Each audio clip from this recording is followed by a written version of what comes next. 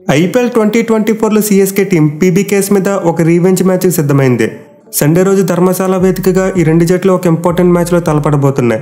In fact ఒక do or die kind of match అని చెప్పుకోవచ్చు. ఎందుకంటే ప్రజెంట్ ఒకసారి పాయింట్స్ టేబుల్ చూడండి. సిఎస్కే టీం నెంబర్ 5లో ఉంది, పీబీకేఎస్ టీం నెంబర్ 7లో ఉంది. అంటే రెండు టీంల మధ్య డిఫరెన్స్ కేవలం 2 పాయింట్లు మాత్రమే. సిడు తిరిగి పీబీకేఎస్ వాళ్ళకైతే అబ్సల్యూట్లీ ఒక డూ ఆర్ డై మ్యాచ్. ఈ మ్యాచ్లో ఓడిపోతే వాళ్ళు ప్లే ఆఫ్ అవకాశాలు కంప్లీట్గా తగ్గిపోతాయి. అదర్ అండ్ సిఎస్కే టీంకి చూసుకున్న వాళ్ళు స్ట్రాంగ్ పొజిషన్లోకి వెళ్ళాలంటే ఈ మ్యాచ్లో గెలిచి తీరాలి. మెయిన్లీ మ్యాచ్లో గెలిస్తే వాళ్ళకి నెంబర్ 3లోకి వెళ్ళే అవకాశం ఉంటుంది. అలా కాకుండా ఈ మ్యాచ్లో సిఎస్కే టీం ఓడిపోతే వాళ్ళు పంజాబ్ కింగ్స్తో ఈక్వల్ అయిపోతారు.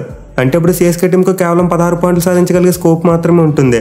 దీంతో చివరి 3 మ్యాచ్లో వాళ్ళ మీద చాలా ప్రెజర్ ఏర్పడుతుంది. సో ఇప్పటికే సిఎస్కే టీం మీద కొంతవరకు ప్రెజర్ ఉంది. ఎస్పీసీలో వాళ్ళు లాస్ట్ మ్యాచ్లో పీబీకేఎస్ టీం చేతిలో దారుణంగా ఓడిపోయారు. సో వాటమికి బదులుగా ఎలాగైనా సరే ఈ మ్యాచ్లో సిఎస్కే టీం రీవెంజ్ తీర్చుకోవాలని చూస్తుంది. ఇన్ఫాక్ట్ వాళ్ళు కనుక ఈ మ్యాచ్లో గెలిస్తే పీబీకేఎస్ని చాలా వరకు సైడ్ చేసిన వాళ్ళు అవుతారు. ప్లే ఆఫ్ రేస్లో పంజాబ్ టీంని చాలా వరకు వెనక్కి నెట్టిన వాళ్ళు అవుతారు.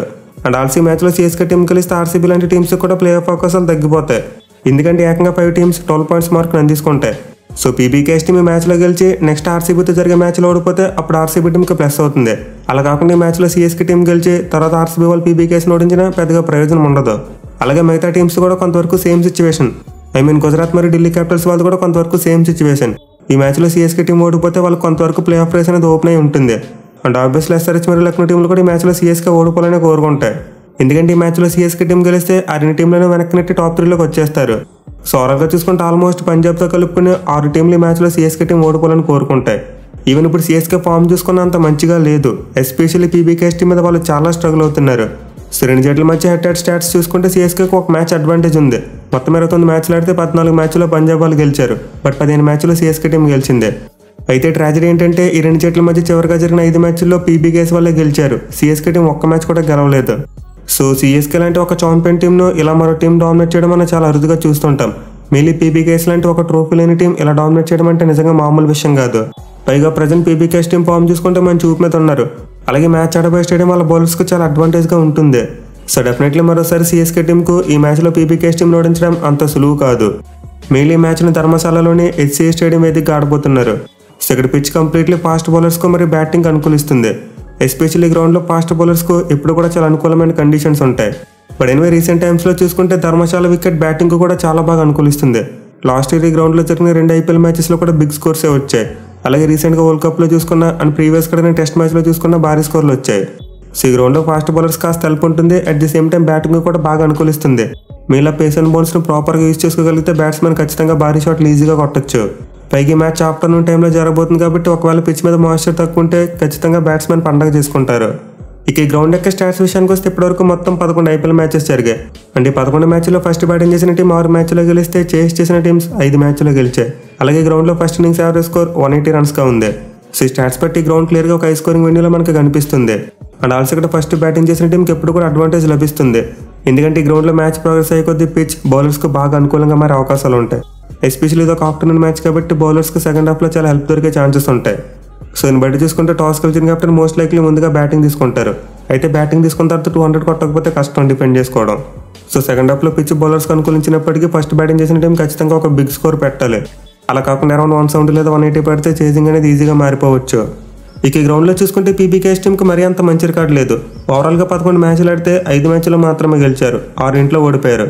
బట్ ఇంట్రెస్టింగ్ ఫ్యాక్ట్ ఏంటంటే వాళ్ళు గెలిచిన 5 మ్యాచ్లో ఫస్ట్ బ్యాటింగ్ చేసినప్పుడు 4 మ్యాచ్లు గెలిచారు, 1 మ్యాచ్లో మాత్రమే చేసినప్పుడు ఈ గ్రౌండ్లో గెలిచారు. సో స్టాట్స్ బట్టి చూస్తే ఖచ్చితంగా ఈ గ్రౌండ్లో పీబీకేఎస్ టీం చేసింగ్ చేస్తున్నప్పుడు కాస్త ఇబ్బంది పడుతున్నట్టు తెలుస్తుంది. అయితే ప్రీవియస్గా చూసుకుంటే సిఎస్కే టీం ఈ గ్రౌండ్లో 2 మ్యాచ్లు ఆడింది. అండ్ 2 మ్యాచ్లో వాళ్ళు 1 మ్యాచ్ ఓడిపోతే 1 మ్యాచ్ గెలిచారు. అండ్ గెలిచిన 1 మ్యాచ్ చేసింగ్ చేసినప్పుడు గెలిచారు. అండ్ ఆ చేసింగ్ ఇప్పటికీ చాలా మంది గుర్తుండే ఉంటుంది. 2010 సంవత్సరంలో ఎంఎస్తోని ఒక అద్భుతమైన ఫినిషింగ్ టచ్ ఇచ్చాడు. మెయిన్లీ మ్యాచ్ గెలిచిన తర్వాత చాలా అగ్రెసివ్ సెలబ్రేషన్ చేసుకున్నాడు. సో దీన్ని బట్టి చూసుకుంటే మేబీ సిఎస్కే టీం చేజింగ్ చేసే అవకాశాలు ఉంటాయి. కానీ పీబీకేఎస్ టీం మాత్రం టాస్ కలిస్తే ముందుగా బ్యాటింగే తీసుకోవచ్చు. ఇక టీమ్స్ విషయానికి వస్తే పంజాబ్ టీం అద్భుతమైన ఫామ్లో ఉన్నారు. వాళ్ళు ఫస్ట్ హాఫ్లో సరిగ్గా రాణించలేకపోయినా లాస్ట్ మ్యాచ్లో చాలా మంచి కంబ్యాక్ చేశారు. ఎస్పెషల్లీ కేకేఆర్ మరియు సిఎస్కే లాంటి ఇన్ఫార్మ్ టీమ్స్ని ఓడించారు. సో పీబీకేఎస్ టీం దగ్గర అయితే ప్రజెంట్ ఆ కాన్ఫిడెన్స్ చాలా ఎక్కువగా ఉంటుంది. పైగా లాస్ట్ 2 మ్యాచ్లో చూసుకుంటే వాళ్ళ ఫారెన్ బ్యాట్స్మెన్ చాలా మంచి టచ్లోకి వచ్చారు. సో ఫస్ట్ హాఫ్లో చూసుకుంటే ఎక్కువగా వాళ్ళు ఇండియన్ బ్యాట్స్మెనే పోరాడేవారు. కానీ గత 2 మ్యాచ్లో చూసుకుంటే బేరిస్టో లాంటి ప్లేయర్ చాలా మంచి ఫామ్ అందుకున్నాడు. అలాగే రూసో కూడా లాస్ట్ మ్యాచ్లో ఒక మంచి ఇన్నింగ్స్ ఆడాడు.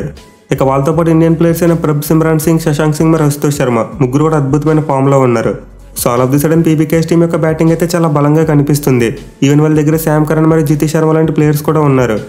Most importantly Shashank Singh PBKS టీంకి ఒక వారియర్లా మారిపోయాడు. ఆల్మోస్ట్ ప్రతి మ్యాచ్లో కూడా కంట్రిబ్యూట్ చేస్తూ ఆ టీం విజయాల్లో కీ రోల్ ప్లే చేస్తున్నాడు. సో మరోసారి అయితే పంజాబ్ టీం వాళ్ళ బ్యాట్స్మెన్ మీద చాలా గట్టిగా ఆశలు పెట్టుకుంటారు. ఇక వాళ్ళ బౌలింగ్ విషయానికి వస్తే మ్యాచ్ ఆడిపోయి పిచ్ వాళ్ళ పేస్ బౌలర్స్కి ఒక పండగని చెప్పుకోవచ్చు. ఎందుకంటే పీబీకేఎస్ టీం దగ్గర చాలా మంచి పేస్ అటాక్ ఉంది. మెయిన్లీ రబడా లాంటి బౌలర్ ఈ పిచ్ మీద చాలా ఎంజాయ్ చేస్తాడు. అలాగే శామ్ కరణ్ చూసుకున్న స్టిప్ సింగ్ చూసుకున్న బాల్ని ఎక్కువగా స్వింగ్ చేస్తారు కాబట్టి వాళ్ళు కూడా ఇక్కడ చాలా మంచి హెల్ప్ఫుల్ కండిషన్స్ ఉంటాయి. సో పీబీకేఎస్ ఫాస్ట్ బౌలర్స్ అయితే ఖచ్చితంగా ఈ గ్రౌండ్లో చాలా ఎంజాయ్ చేస్తారు. ఈవెన్ హర్షల్ పటేల్ కూడా ఈ పిచ్ మీద పేస్ వేరియేషన్తో మంచి ఫలితాలు రాబట్టవచ్చు. సో ఫస్ట్ మ్యాచ్లో పీబీకేఎస్ టీంకి వాళ్ళ pace bowlers key role play చేయబోతున్నారు. అండ్ స్పిన్నర్స్ చూసుకున్న చాలా మంచి ఫామ్లో ఉన్నారు. గత మ్యాచ్లో సిఎస్కే టీం మీద బ్రార్ మరియు చహర్ ఇద్దరు కూడా అద్భుతమైన బౌలింగ్ చేశారు. మెయిన్లీ బ్రార్ చూసుకుంటే ఆడితే చాలా కన్సిస్టెంట్గా బౌలింగ్ చేస్తున్నాడు. సో పీబీకేఎస్ టీం దగ్గర అయితే చాలా మంచి సెటిల్డ్ టీం ఉంది. అలాగే వెల్ బ్యాలెన్స్డ్ టీం ఉంది. ఈవెన్ మ్యాచ్ కోసం ధావన్ అందుబాటులో ఉన్నా సరే టీంని మార్చడానికి టెంప్ట్ అవ్వనంత గట్టి టీం ఉంది వాళ్ళ దగ్గర. సో నాకు తెలిసి most likely PBKS team same playing లెవెన్తో వచ్చే అవకాశాలు ఎక్కువగా కనిపిస్తున్నాయి. లేదు ధావన్ ఖచ్చితంగా ఉండాలనుకుంటే జితి శర్మ ప్రభు సిమ్రాన్ సింగ్ ఇద్దరు ఎవరో ఒకరిని పక్కన పెట్టి అతను తీసుకొచ్చే అవకాశాలు ఉంటాయి. ఇక సిఎస్కే టీం విషయానికి వస్తే వాళ్ళు under the pump. Especially PBKS team అయితే చాలా స్ట్రగుల్ అవుతున్నారు. చివరి 3 ఏళ్లలో టీం తాడిన 5 మ్యాచ్ల్లో ఓడిపోయారు. సో మరోసారి అయితే పీబీకేఎస్ టీంకి ఇది ఖచ్చితంగా బ్యాక్ ఆఫ్ ది మైండ్ ఉంటుంది. మెయిన్లీ వాళ్ళ బ్యాటింగ్ ఆర్డర్ విషయంలో చాలా ప్రయోగాలు చేస్తున్నారు. ఒక ప్లేయర్కు ఫిక్స్డ్గా ఒక స్పాట్ ఇవ్వట్లేదు. ఒక మ్యాచ్లో నెంబర్ 3 ఆడించిన ప్లేయర్ని మరో మ్యాచ్లో నెంబర్ 8 ఆడిస్తున్నారు. సో సిఎస్కే టీం తమ బ్యాటింగ్ ఆర్డర్లో ఎక్కువ ప్రయోగాలు చేయకూడదు. ఎస్పెషల్లీ డారెల్ మిచెల్ లాంటి ప్లేయర్ నెంబర్ 3లోనో నెంబర్ 4లోనో పంపాలి. బట్ సిఎస్కే టీం జడేజాను ముందు పంపి మిచెల్ని లేట్గా పంపిస్తున్నారు.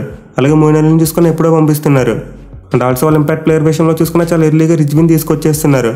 వాళ్ళకి ఇంకా బ్యాటింగ్ డెప్త్ ఉన్నప్పటికీ సరిగ్గా యూజ్ చేసుకోలేకపోతున్నారు. సో సిఎస్కే టీం అయితే తమ బ్యాటింగ్ ఆర్డర్ విషయంలో చాలా జాగ్రత్త తీసుకోవాలి. అండ్ ఆల్సో వాళ్ళు దూబే ఫెయిల్ అయితే ఎక్కువ స్కోర్ కొట్టలేకపోతున్నారు. మిగిలిన టీం తరపున ప్రజెంట్ గైక్వాడ్ మరియు దూబే ఇద్దరు మాత్రమే కన్సిస్టెంట్గా ఆడుతున్నారు. సో సిఎస్కే టీంకి అయితే బ్యాటింగ్ విషయంలో కొన్ని సమస్యలు ఉన్నాయి. అండ్ వాళ్ళ బౌలింగ్ విషయానికి వస్తే చాలా సమస్యలు కనిపిస్తున్నాయి. ఎస్పెషల్లీ మ్యాచ్ కోసం దీపక్ చార్ అందుబాటులో లేడు. అలాగే ముస్తాఫిజుర్ రహమాన్ చూసుకున్న బంగ్లాదేశ్ వెళ్ళిపోయాడు. సో ఈ మ్యాచ్ కోసం అయితే సిఎస్కే టీంకి ఇద్దరు మెయిన్ బౌలర్స్ అందుబాటులో ఉండట్లేదు. బట్ గుడ్ థింగ్ ఏంటంటే లాస్ట్ మ్యాచ్ మిస్ అయిన తుషార్ దేశపాండే మరియు పత్రానా వీళ్ళిద్దరూ ప్లేయింగ్ లెవెన్లోకి వచ్చే అవకాశాలు కనిపిస్తున్నాయి. అలాగే వాళ్ళు లాస్ట్ మ్యాచ్లో తీసుకొచ్చిన గ్లేసన్ కూడా మంచిగానే బౌలింగ్ చేశాడు. సో పర్షుత్ దేశపాండే మరియు పత్రానా వస్తే వాళ్ళ బౌలింగ్ కూడా కాస్త మెరుగుపడుతుంది. బట్ స్టిల్ పీబీకేఎస్ బౌలింగ్తో పోల్చుకుంటే వాళ్ళది కాస్త వీక్గానే ఉందని చెప్పుకోవాలి. ఎస్పెషల్లీ పేస్ బౌలింగ్ అంత స్ట్రాంగ్గా లేదు. సో ఈ మ్యాచ్లో సిఎస్కే టీం గెలవాలంటే ఖచ్చితంగా వాళ్ళ బౌలింగ్ యూనిట్ బాగా రాణించాలి. మరి ముఖ్యంగా పంజాబ్ టాప్ ఆర్డర్ బ్యాట్స్మెన్ ఎంత త్వరగా వచ్చేయగలిగితే వాళ్ళకి అంత మంచిది. వీలైతే పవర్ ప్లేలోనే ఒక 2-3 వికెట్లు తీసేయాలి. లేకపోతే PBKS top order batsmen set అయ్యారా ఈజీగా భారీ స్కోర్ కొడతారు. సో నాకు తెలిసి మ్యాచ్లో సిఎస్కే టీంకి అయితే గెలుపు కాస్త కష్టమే. బట్ ఎవరైనా 2-3 ప్లేయర్స్ మ్యాజికల్ పెర్ఫార్మెన్స్ ఇస్తే ఖచ్చితంగా ఈ మ్యాచ్లో సిఎస్కే వాళ్ళు గెలుస్తారు. అదర్వైజ్ ఈ మ్యాచ్లో పీబీకేఎస్ వాళ్ళు ఫేవరెట్స్గా బరిలో దిగుతారు. మరి మీరు ఈ మ్యాచ్లో ఎవరు గెలుస్తారనుకుంటున్నారు కింద కామెంట్ చేయండి. Thank you for watching. Have a nice day.